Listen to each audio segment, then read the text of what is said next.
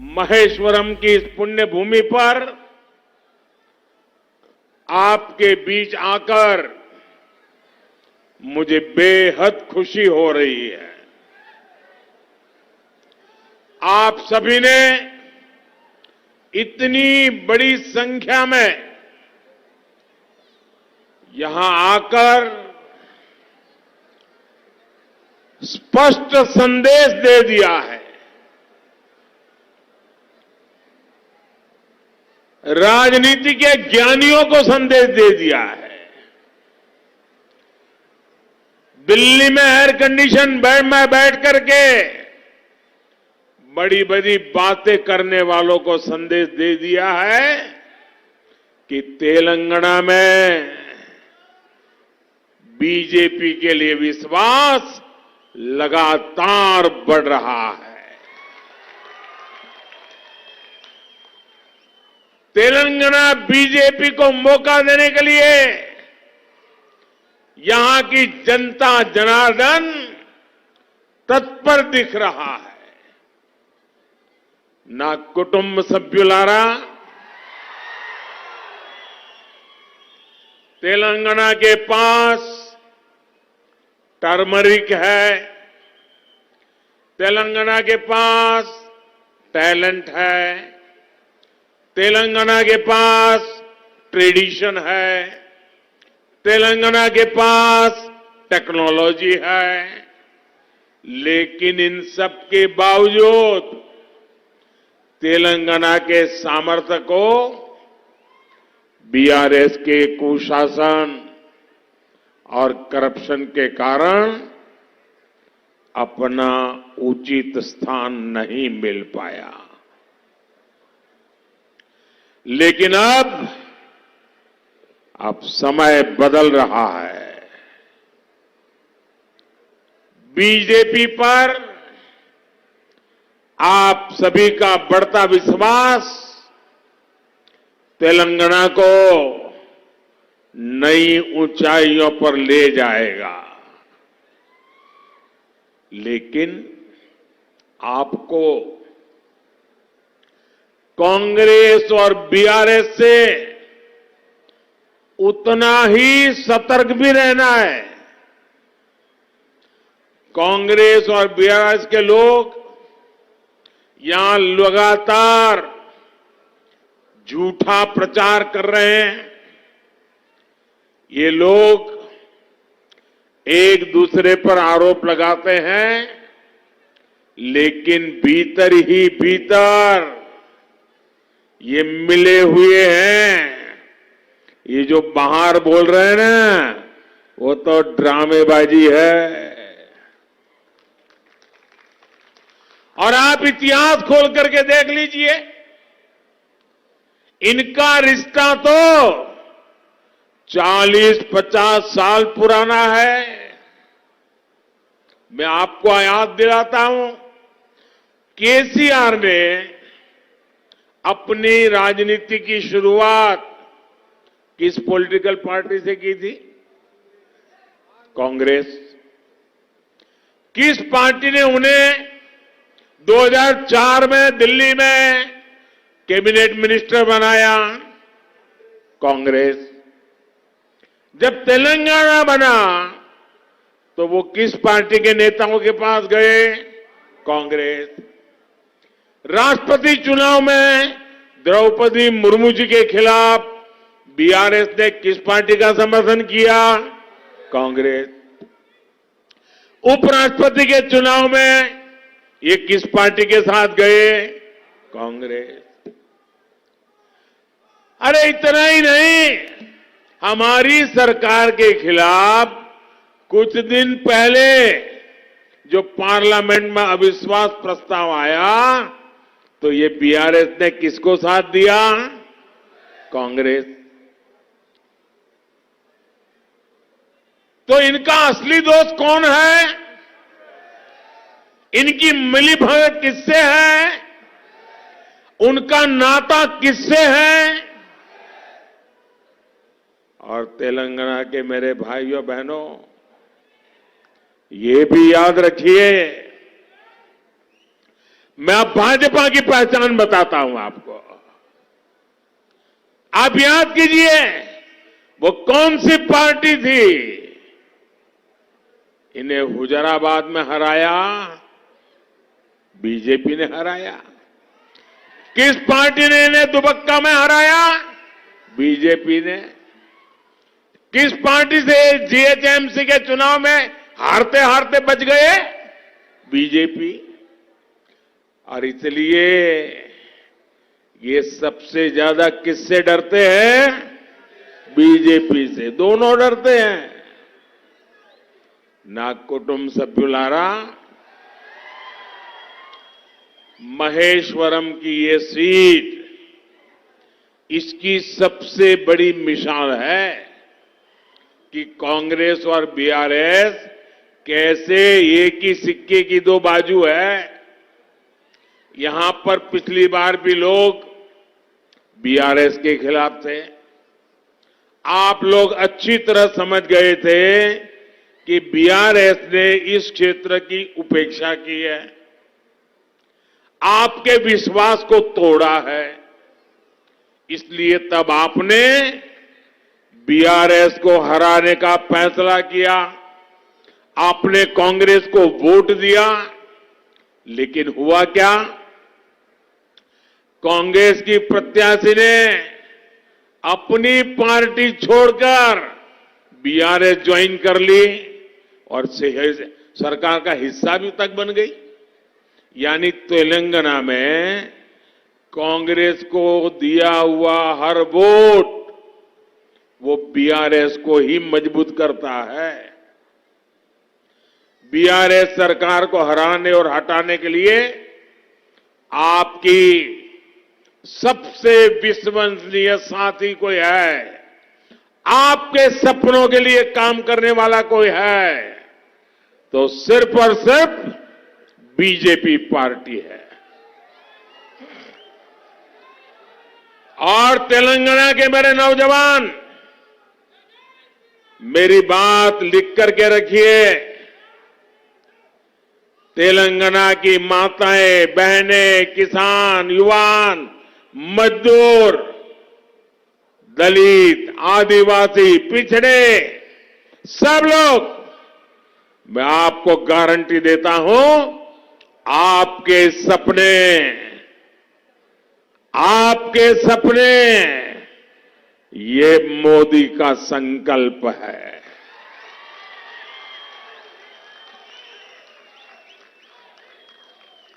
ना कुटुंब सभ्युलारा,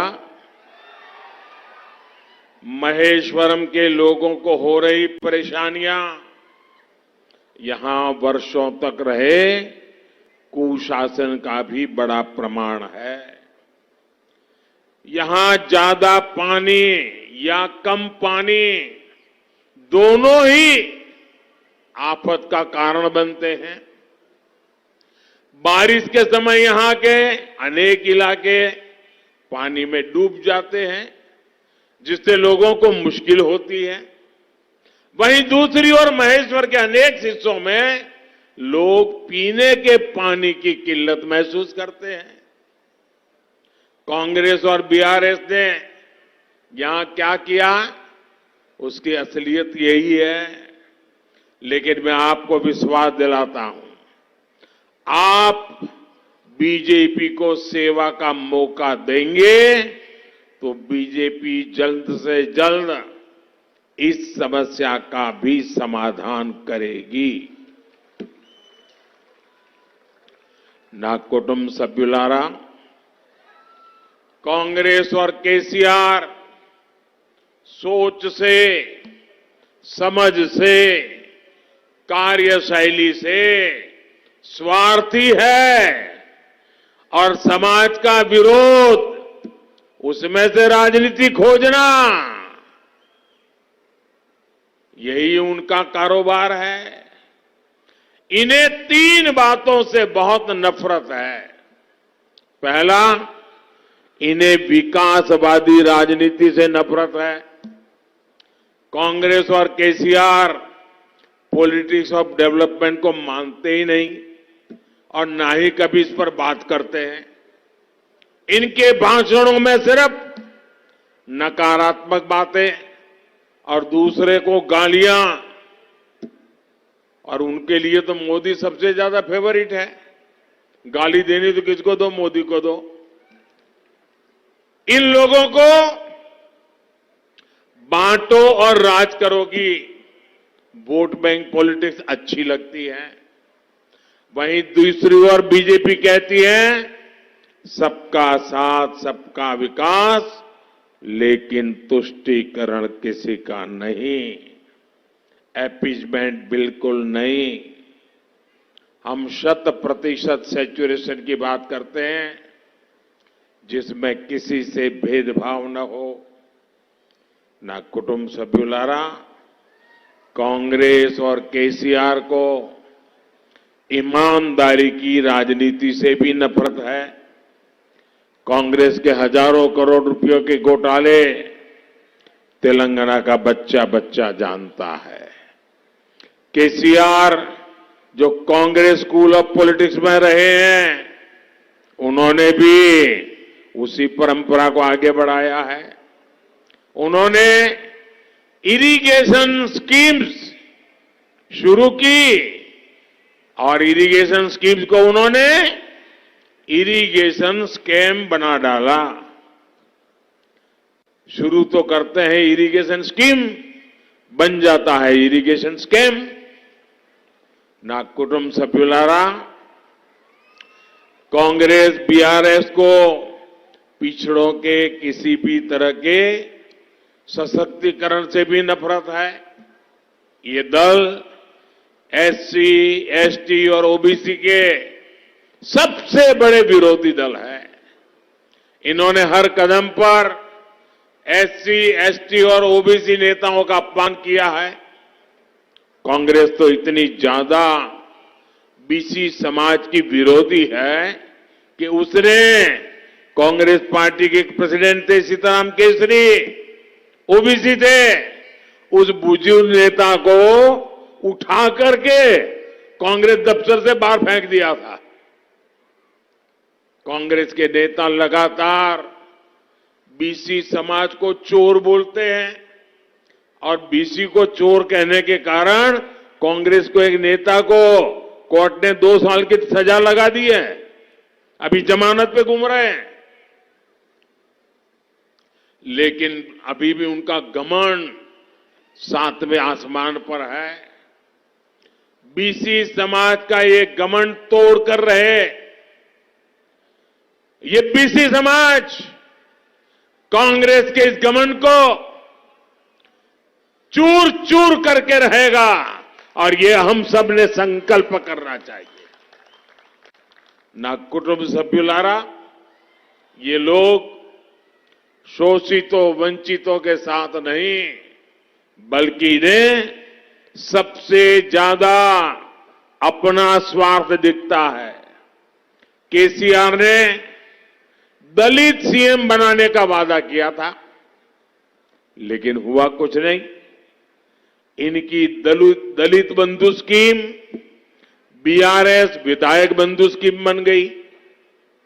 इन दोनों दलों ने मिलकर भारत की पहली महिला आदिवासी राष्ट्रपति द्रौपदी मुर्मू जी को हराने के लिए भी आकाश पाताल एक कर दिया।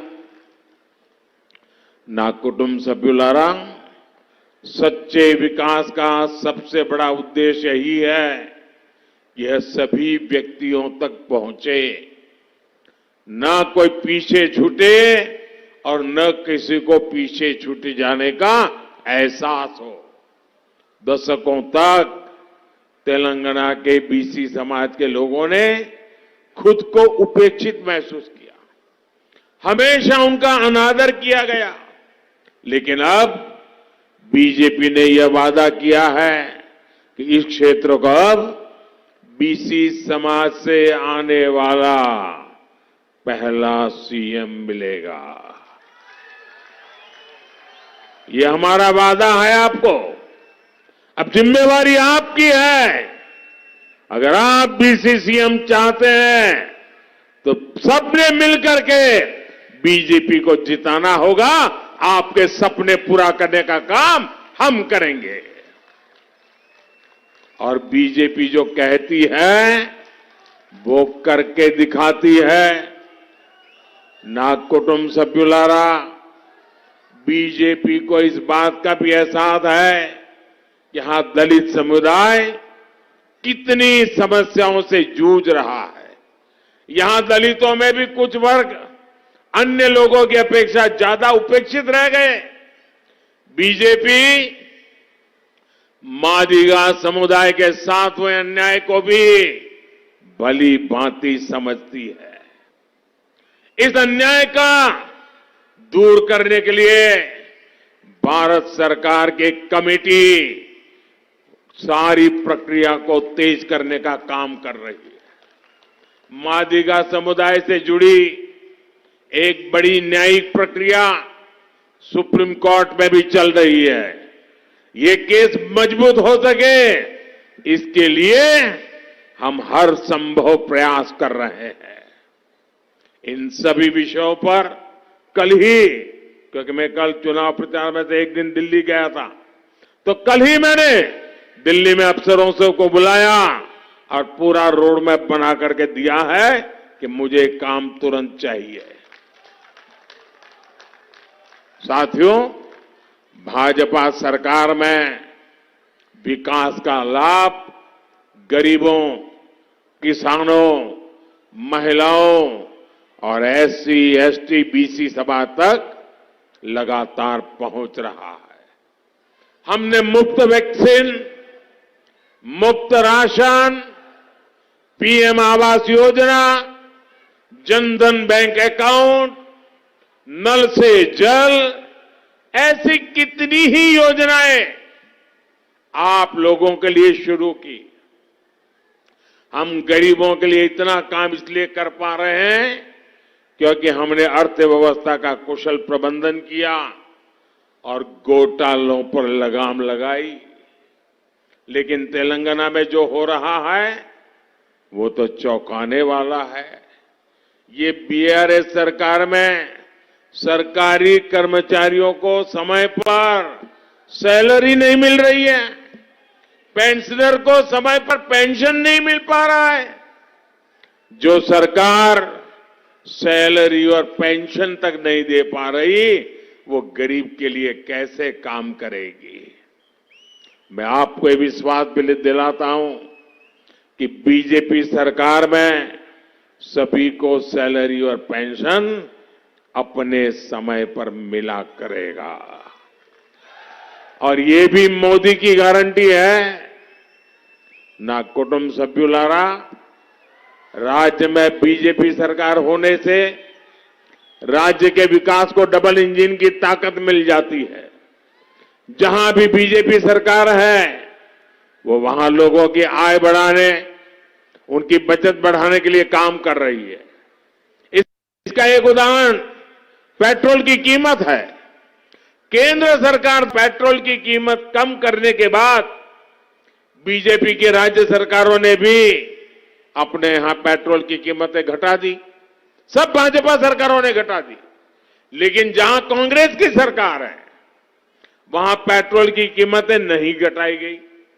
तेलंगाना की बीआरएस सरकार ने भी यहां पर हमने जो फायदा आपको पहुंचाने के लिए भेजा आप तक जाने ही नहीं दिया। यानी जनता को लूटने का पैटर्न भी कांग्रेस और बीआरएस का एक जैसा ही है। अगर गलती से भी तेलंगाना में कांग्रेस को घुसने दिया तो आपको बीआरएस की कार्बन कॉपी सरकार मिलेगी।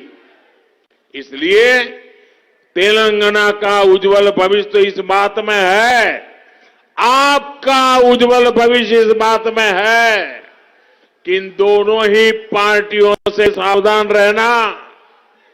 कांग्रेस बीआरएस से अलग बीजेपी आपके हित में ही सोचती है। यहां सरकार में आने के बाद हम पेट्रोल और डीजल पर वैट कम करेंगे, जिससे तेलंगाना के लोगों को राहत मिले। నా కుటుంబ సభ్యులారా, जब भी कहीं इंफ्रास्ट्रक्चर डेवलपमेंट होता है, इससे इंडस्ट्री, इन्वेस्टमेंट और एम्प्लॉयमेंट का विकास होता है। पिछले कुछ सालों में हमने तेलंगाना के इंफ्रास्ट्रक्चर डेवलपमेंट के लिए बहुत काम किया है। तेलंगाना में करीब 50,000 करोड़ रुपए के निवेश के साथ 23 राष्ट्रीय राजमार्ग, 23 राष्ट्रीय राजमार्ग परियोजनाओं को शुरू करने का निर्णय लिया गया है। नागपुर विजयवाड़ा एक्सप्रेसवे परियोजना में 400 किलोमीटर लंबा ग्रीनफील्ड कॉरिडोर है, जिसकी मंजूरी केंद्र सरकार ने दी है। इसके अलावा सैकड़ों करोड़ के हैदराबाद रीजनल रिंग रोड योजना भी है। इससे संगारेड्डी, तुप्रान, चोटुम्पल, अमंगल और शंकरपल्ली क्षेत्र जुड़ेंगे। सिकंदराबाद को विशाखापट्टनम से जोड़ने वाली वंदे भारत ट्रेन को शुरू किया गया है। काचीगुड़ा, बेंगलुरु, सिकंदराबाद, पुणे और सिकंदराबाद, तिरुपति के बीच भी वंदे भारत चलाई जा रही है। इन सारे प्रोजेक्ट से तेलंगाना युवाओं को काफी लाभ होगा। इन्हें रोजगार के नए अवसर मिलेंगे। ना कुटुंब सभ्युलारा, बीजेपी के इन प्रयासों के बीच आपको एक और बात याद रखनी है। कांग्रेस और बीआरएस कभी भी उन प्रोजेक्ट को तेजी से बढ़ने नहीं देंगे। हर कदम पर ये प्रोजेक्ट का इस्तेमाल एटीएम की तरह करेंगे और हर वो हथकंडा अपनाएंगे कि प्रोजेक्ट डिरेल हो जाए। जब तक उनकी जेब नहीं भरेगी, कोई काम होने नहीं देंगे। इसलिए जरूरी है कि तेलंगाना में भी डबल इंजन की सरकार बने, बीजेपी की सरकार बने। साथियों, बीजेपी का ट्रैक रिकॉर्ड हमेशा किसानों के लिए काम करने का रहा है। देश के करोड़ों किसानों को पीएम किसान सम्मान निधि के रूप में 3.25 लाख करोड़ रुपए से ज्यादा की राशि भेजी गई है। तेलंगाना में ऐसे 40 लाख किसान हैं जिन्हें इसका लाभ हुआ है। इसके अलावा केंद्र सरकार फर्टिलाइजर सब्सिडी का भी लाभ किसानों को देती है। दुनिया के बड़े बड़े देशों में यूरिया की बोरी 2,500 से 3,000 रुपए तक में पड़ती है। भारत को भी प्रति बोरी यूरिया इतने ही खर्च करना पड़ता है लाने के लिए, लेकिन बीजेपी सरकार वो बोरी भले महंगी लाए, लेकिन मेरे किसान को तो 300 से भी कम रुपये में मुहैया करा देती है। ना कुटुंब सभ्युलारा, बीते वर्षों में यहां पैडी की 1,30,000 करोड़ रुपए से ज्यादा की खरीदी हुई है। केंद्र सरकार किसानों से बॉइल्ड राइस भी लेती है। अब हमारी सरकार ने निश्चय किया है कि इस खरीफ सीजन में तेलंगाना के किसानों से 20 lakh metric tonne boiled rice अतिरिक्त खरीदा जाएगा। इससे एमएसपी का और ज्यादा लाभ हमारे किसानों को मिलेगा। ना कुटुंब सभ्युलारा, बीजेपी एक ऐसी पार्टी है जो विमेन लेड डेवलपमेंट के भाव को मानने वाली पार्टी है। बीजेपी ने हाल में नारी शक्ति वंदन अधिनियम को पास करके महिलाओं के लिए नया इतिहास रचा है। नारी सशक्तिकरण के लिए ये धारा तेलंगाना में भी बह रही है। हमने करोड़ों महिलाओं को धुएं से मुक्ति का जीवन दिया है। हमारी बेटी बचाओ, बेटी पढ़ाओ और सुकन्या समृद्धि योजना जैसे अभियानों को पूरी दुनिया सराहा है। गांव में जमीनी स्तर पर महिला उद्यमियों का निर्माण हो, इसके लिए तेलंगाना बीजेपी ने नए संकल्प लिए हैं। मुझे विश्वास है कि तेलंगाना की महिलाएं बीजेपी को मिले समर्थन का सबसे मजबूत आधार बनेगी। ना कुटुंब सभ्युलारा, बीजेपी अकेली पार्टी ऐसी है जिससे आपके बच्चों की चिंता है, आपके बच्चों के भविष्य की चिंता है। जबकि कांग्रेस और बीआरएस दोनों ही अपने परिवार के बच्चों के लिए चिंतित है। लेकिन मुझे विश्वास है इस बार तेलंगाना परिवारवाद को नकार देगा। इस बार तेलंगाना तुष्टिकरण को नकार देगा। इस बार तेलंगाना कांग्रेस और बीआरएस दोनों को नकार देगा। यहां पर बीआरएस की निजामशाही और कांग्रेस की सुल्तानशाही दोनों के लिए कोई जगह नहीं है। तेलंगाना में एक ऐसी सरकार होगी जो सबका साथ, सबका विकास, सबका विश्वास और सबका प्रयास के लिए काम करेगी। मुझे विश्वास है कि तेलंगाना के लोग बीजेपी को एक ऐतिहासिक जनादेश का आशीर्वाद देंगे। आप इतनी बड़ी तादाद में आए, हमारे सब साथियों को आशीर्वाद दिया, इसलिए मैं आपका विशेष रूप से आभार व्यक्त करता हूं। मेरे साथ बोलिए भारत माता की। दोनों मुट्ठी बंद करके पूरी ताकत से बोलिए भारत माता की, भारत माता की, भारत माता की। बहुत बहुत धन्यवाद।